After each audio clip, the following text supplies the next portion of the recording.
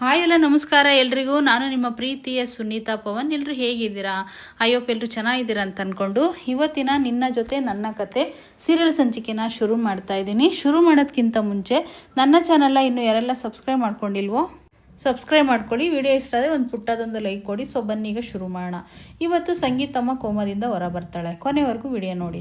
ಇನ್ನು ಇಲ್ಲಿ ಇವಳಿಗೆ ಅಂಜೆಗೆ ತುಂಬ ಡೌಟ್ ಇರುತ್ತೆ, ಇವ್ರದ್ದು ಕಾಂಟ್ರಾಕ್ಟ್ ಮ್ಯಾರೇಜಾ ಇನ್ನಂದರೆ ಇಲ್ವಾ, ಒಂದ್ಸರಿ ಮಾಮ್ಗೆ ಫೋನ್ ಮಾಡಿ ತಿಳ್ಕೊಳ್ಳೋಣ, ಅಶ್ವಿನಿ ಏನಾದರೂ ಸುಳ್ಳು ಹೇಳ್ತಿದ್ದಾಳ ಅಂತೇಳಿ ಯೋಚನೆ ಮಾಡ್ತಾ ಇರ್ತಾಳೆ.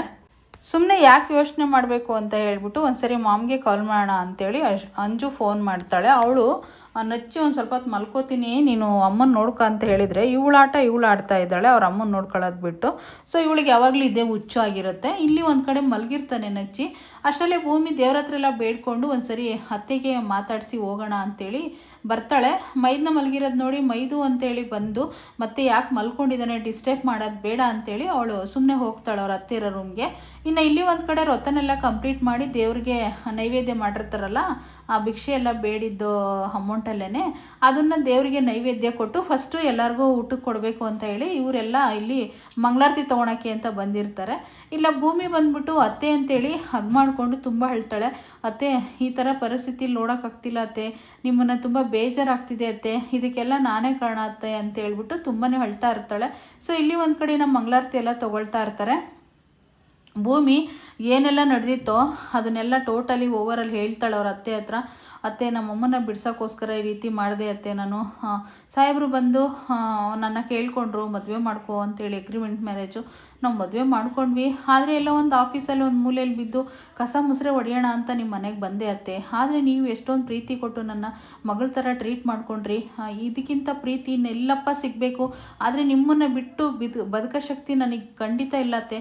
ನೀವು ಅತ್ತೆ ಅಲ್ಲ ಅತ್ತೆ, ನನಗೆ ಅಮ್ಮನ ಥರ ಪ್ರೀತಿ ಕೊಟ್ಟಿದ್ದೀರಾ ಅಂತೇಳಿ ಅವಳು ಒಂದೊಂದೇ ನೋವುಗಳನ್ನೆಲ್ಲ ಹೇಳ್ಕೊತಾಳೆ. ಅತ್ತೆ, ನನಗಂತೂ ಯಾರು ಗೊತ್ತಿಲ್ಲ ಅತ್ತೆ, ಆದರೆ ನೀವೊಂದು ಈ ರೀತಿ ಆಗಿರೋದನ್ನ ಮನೆಯಲ್ಲಿ ಯಾರೂ ಸಹಿಸ್ಕೊಳಕ್ಕಾಗ್ತಾ ಇಲ್ಲ. ನೀವಿಲ್ಲ ಅಂತಂದರೆ ಮನೆಯವರೆಲ್ಲ ಇನ್ನು ಅಷ್ಟೇ ಅತ್ತೆ, ಅವರೆಲ್ಲ ಹುಚ್ಚರಾಗ್ಬಿಡ್ತಾರೆ ಅಷ್ಟೇ.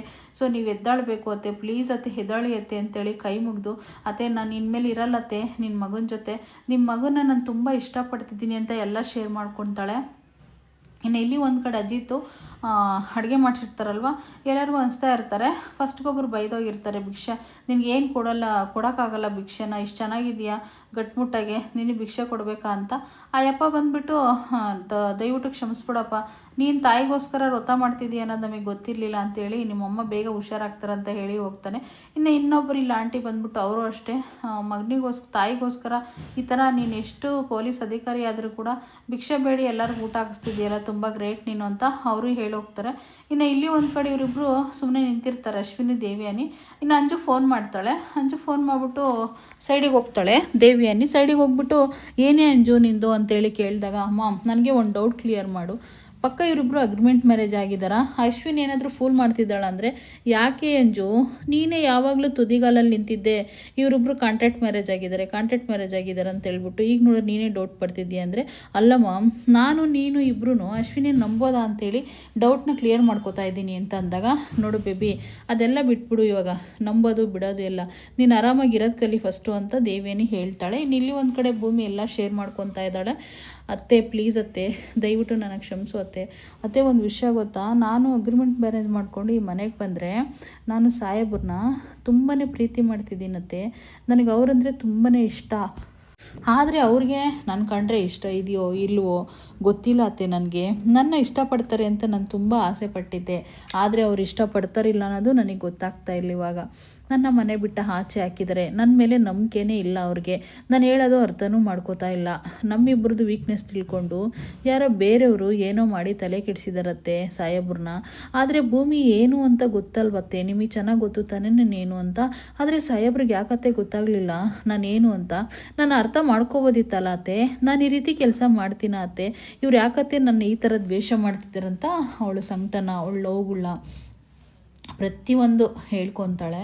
ಸೊ ಹಂಗೆ ಹೇಳ್ಕೊಂಡ ತಕ್ಷಣ ಅವರು ಆ ಕಡೆ ಈ ಕಡೆ ಸ್ವಲ್ಪ ಕೈ ಆಡಿಸೋದು, ಕಾಲು ಆಡಿಸೋದು, ಕಣ್ಣು ಹಿಂಗೆ ಅನ್ಸೋದು ಎಲ್ಲ ಮಾಡ್ತಾ ಇರ್ತಾರೆ.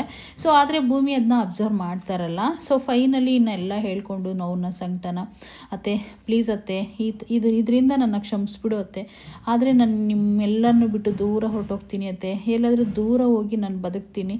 ಸೊ ನನಗೆ ಆಶೀರ್ವಾದ ಮಾಡಿ ಅತ್ತೆ, ಚೆನ್ನಾಗಿರಲಿ ಅಂತೇಳಿ ಎಲ್ಲಾದರೂ ಒಂದು ಕಡೆ ನಾನು ಜೀವನನ ಕಟ್ಕೊತೀನಿ ಅಂತ ಅವಳು ನೋವನ್ನೆಲ್ಲ ಹೇಳ್ಕೊತಾಳೆ. ತುಂಬ ಬೇಜಾರಾಗುತ್ತೆ ನನಗಂತೂ. ಸೊ ಇನ್ನೇನು ಕೈ ಹಿಡ್ಕೊತಾಳೆ, ಕ್ಷಮಿಸ್ಬಿಡಿ ಅತ್ತೆ ನನ್ನ ಅಂತ. ನೋಡಿ ಈ ರೀತಿ ಕೈ ಅಲುಗಾಡಿಸ್ತಾ ಇರ್ತಾಳೆ, ಆದರೆ ಅದನ್ನ ನೋಡೋದಿಲ್ಲ ಭೂಮಿ. ಸೊ ಇನ್ನೇನೆಲ್ಲ ಸಂಕಟನೂ ಹೇಳ್ಕೊಂಡಿದ್ದಾದಮೇಲೆ ಅವಳು ಹೋಗ್ಬೇಕಂತ ಇನ್ನು ಡಿಸಿಷನ್ ತೊಗೊಂಡು, ಅತ್ತೆ ಪ್ಲೀಸ್ ಅತ್ತೆ ಇನ್ನೊಂದು ಸರಿ ಅತ್ತೆ ನನ್ನ ಕ್ಷಮಿಸ್ಬಿಡಿ ಅತ್ತೆ, ನನ್ನ ಮನಸ್ಸಲ್ಲಿರೋದೆಲ್ಲ ನಿಮ್ಗೆ ಹೇಳ್ಕೊಂಡಿದ್ದೀನಿ ಅತ್ತೆ, ಇನ್ಮೇಲೆ ನನ್ನ ದಯವಿಟ್ಟು ಕ್ಷಮಿಸಿ ಅತ್ತೆ, ಇನ್ಮೇಲೆ ಈ ಥರ ತಪ್ಪು ಯಾವತ್ತೂ ಮಾಡಬಾರ್ದಂತ ನನ್ನ ಮನಸ್ಸಿಗೆ ಬಂದುಬಿಟ್ಟಿದೆ ಅತ್ತೆ ಅಂತೇಳಿ ಹೊತ್ಕೊಂಡು ಕೈನ ತಲೆಗೆ ಹೊತ್ಕೊಂಡು ಅಳ್ತಾ ಇರ್ತಾಳೆ. ಎಷ್ಟು ಅಳ್ತಾಳೆ ಅಂದರೆ ಹೇಳೋಕ್ಕೆ ಆಗಲ್ಲ, ಅಷ್ಟೊಂದು ಸಂಕಟ ನೋವು ಅವಳಿಗೆ ಮನಸ್ಸು ತುಂಬ ತುಂಬಿಕೊಂಡಿರುತ್ತೆ. ಇದೆಲ್ಲ ಒಂಥರ ರಿಯಲ್ ಜೀವನ ಆಗಿದ್ದರೆ ಏನು ಕಥೆ ಇತ್ತೋ ಗೊತ್ತಿಲ್ಲ. ಸೀರಿಯಲ್ ಆಗೋಷ್ಟೊತ್ತಿಗೆ ನಮಗೆ ಇದನ್ನೆಲ್ಲ ದೃಶ್ಯ ನೋಡಿದ್ರೆ ಕಣ್ಣೀರು ಬರುತ್ತೆ. ಸೊ ರಿಯಲ್ ಜೀವನದಲ್ಲಂತೂ ಈ ರೀತಿ ನಿಜವಾಗೂ ಯಾರೂ ಮಾಡೋಕ್ಕಾಗಲ್ಲ. ಸೊ ಈ ರೀತಿ ಒಂದು ಹೆಣ್ಣು ತ್ಯಾಗ ಮಾಡಿ ಅವ್ರ ತಾಯಿಗೋಸ್ಕರ ಕಾಂಟ್ರಾಕ್ಟ್ ಮ್ಯಾರೇಜ್ ಮಾಡಿಕೊಂಡು 1 ವರ್ಷ ಒಂದೇ ರೂಮಲ್ಲಿ ಜೀವನ ಮಾಡಿ ಈ ಥರ ಎಲ್ಲ ಸಾಧ್ಯನೇ ಇಲ್ಲ. ಸೊ ಅವಳು ನಿನ್ನ ಮಗ ತುಂಬ ಒಳ್ಳೆಯರುತ್ತೆ, ನನ್ನ 1 ವರ್ಷದಿಂದ ಒಂದಿನ ಕೆಟ್ಟ ದೃಷ್ಟಿಲಿ ನೋಡಿರೋರಲ್ಲ, 1 ವರ್ಷದಿಂದ ನಾವು ರೂಮಲ್ಲೇ ಇದ್ದೀವಿ, 1 ವರ್ಷ ಅಣ್ಗಟ್ಲೆ ಜೀವನ ಮಾಡಿಕೊಂಡು ಯಾವತ್ತೂ ನನ್ನ ಕೆಟ್ಟ ರೀತಿಲಿ ಭಾವಿಸ್ತೋರಲ್ಲ, ಅಷ್ಟು ಒಳ್ಳೆ ಮಗನೇ ಎತ್ತಿದಿರತ್ತೆ, ಒಳ್ಳೆ ಸಂಸ್ಕಾರ ಕಲಿಸಿದಿರತ್ತೆ ನಿನ್ನ ಮಗನಿಗೆ ಅಂತ ಎಲ್ಲ ಅವಳ ಮನಸ್ಸಲ್ಲಿರೋದು ಎಲ್ಲ ಅವ್ರ ಅತ್ತೆ ಹತ್ರ ಹೇಳ್ಕೊತಾಳೆ.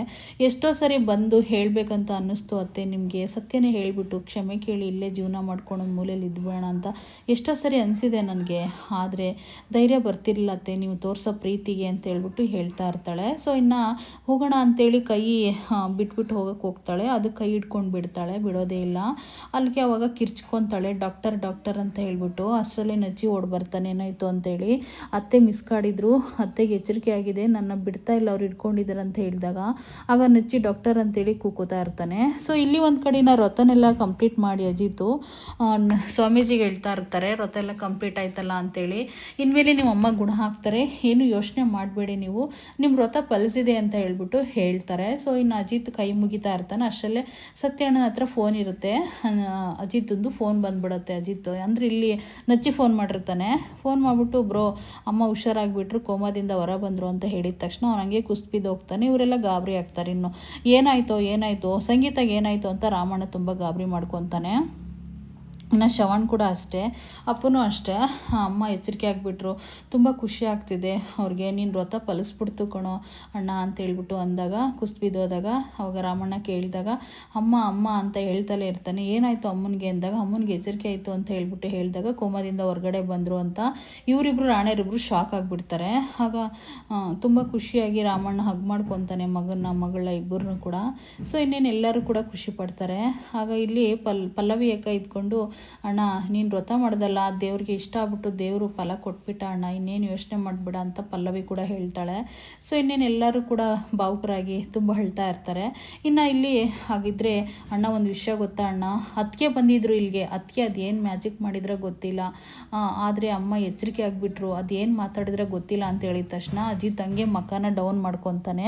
ಏನಾಯಿತು ಅಂತ ಮನೆಯವ್ರು ಕೇಳಿದಾಗ ಆ ವಿಷಯನೇ ಹೇಳೋದಿಲ್ಲ. ಅಂದರೆ ಅವಳು ಬಂದು ಮಾತಾಡಿ ಇದಾದಮೇಲೆ ಅಂತ ಇವ್ನಿಗೆ ಅರ್ಗಿಸ್ಕೊಳಕ್ಕಾಗ್ತಿಲ್ಲ ಸತ್ಯನಷ್ಟೇ. ಸೊ ಇನ್ನೇನು ಎಲ್ಲರೂ ಖುಷಿಯಿಂದ ಹಾಸ್ಪಿಟಲ್ಗೆ ಹೋಗೋಣ ಅಂತೇಳಿ ಅಂದಾಗ ಗುರುಗಳಿಗೆ ಥ್ಯಾಂಕ್ಸ್ ಹೇಳ್ತಾರೆ. ನಾನು ಹೇಳಿಲ್ಲೇನಪ್ಪ, ಅವ್ರು ಹುಷಾರಾದೇ ಆಗ್ತಾರೆ, ಅವರು ಗಂಡಾತ್ರದಿಂದ ಗೆದ್ದಿದ್ದಾರೆ, ಸೊ ಅವ್ರಿಗಿನ್ನೇನೂ ಆಗಲ್ಲ, ಎಲ್ಲರಿಗೂ ಒಳ್ಳೇದಾಗಲಿ, ಅವ್ರಿಗೂ ಒಳ್ಳೇದಾಗುತ್ತೆ ಹೋಗಿ ಅಂತೇಳಿ ಕಳಿಸ್ದಾಗ. ಸೊ ಇನ್ನೇನು ಇಲ್ಲಿ ಒಂದು ಕಡೆ ಡಾಕ್ಟರ್ ಬಂದುಬಿಟ್ಟು ಪರೀಕ್ಷೆ ಮಾಡ್ತಾ ಇರ್ತಾರೆ.